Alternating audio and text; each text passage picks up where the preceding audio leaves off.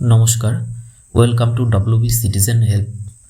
এখন কিন্তু আপনাদের সবার মনে একটাই প্রশ্ন যে যদি আমি এখন কৃষক বন্ধুর ফিল্ড ভেরিফিকেশন করি তাহলে কি আমি ভবিষ্যতে যুবশক্তি প্রকল্পের জন্য অ্যাপ্লাই করতে পারবো?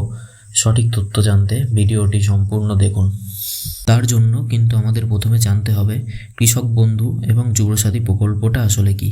কৃষক বন্ধু প্রকল্পের মাধ্যমে কিন্তু ভাগ চাষি বা জমির মালিকদের বাৎসরিক সর্বোচ্চ 10,000 টাকা এবং সর্বনিম্ন 4,000 টাকা অনুদান দেওয়া হয় দুটি কিস্তির মাধ্যমে।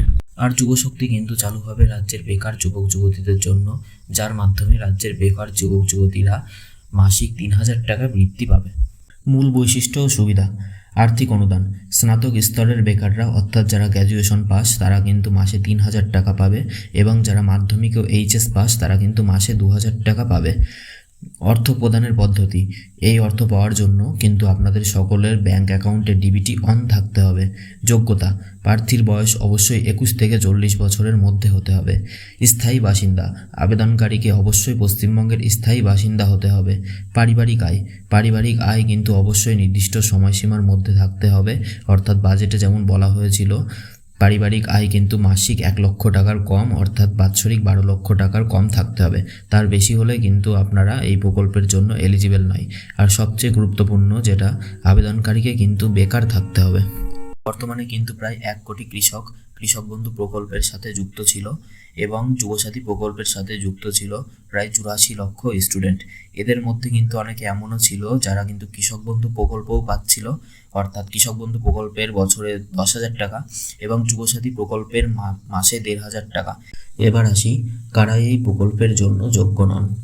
কোনো ব্যক্তি যদি সে সরকারি, আধা সরকারি বা বেসরকারি কর্মসংস্থানের সাথে যুক্ত থাকে, এমনকি যদি সে বিজনেস করে বা সেলফ এমপ্লয়েডও হয়, তাহলে তারা কেউই এই প্রকল্পের আওতায় আসবেন না।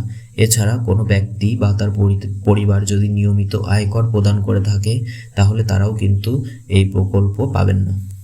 এবার আসি যারা যুবশক্তি প্রকল্পের জন্য অ্যাপ্লাই করতে চাও তাদের কৃষক বন্ধু এড়িয়ে চলাই কেন ভালো। ভারত একটি কৃষিপ্রধান দেশ, এখানে কিন্তু কৃষিকার্যকে একটি পেশা হিসেবেই দেখা হয়।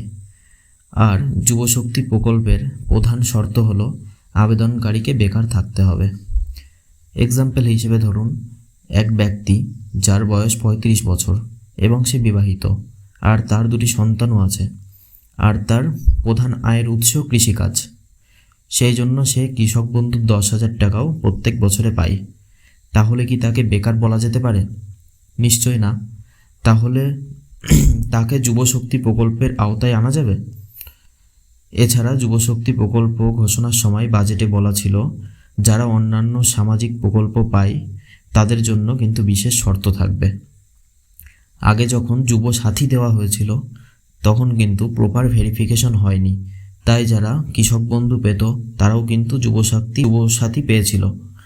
এমনকি বেসরকারি প্রতিষ্ঠানে চাকরি করা ব্যক্তিরাও কিন্তু যুবসাথী পেয়েছিল। বর্তমানে কিন্তু সব প্রকল্পই ভেরিফিকেশন করে দেওয়া হচ্ছে এবং যুবশক্তিতেও প্রপার ভেরিফিকেশন হবে এবং গভর্নমেন্টের থেকেও নির্দিষ্ট করে বলা হয়নি যে যারা কৃষক বন্ধু পায় তারা যুবশক্তি পাবে কি পাবে না।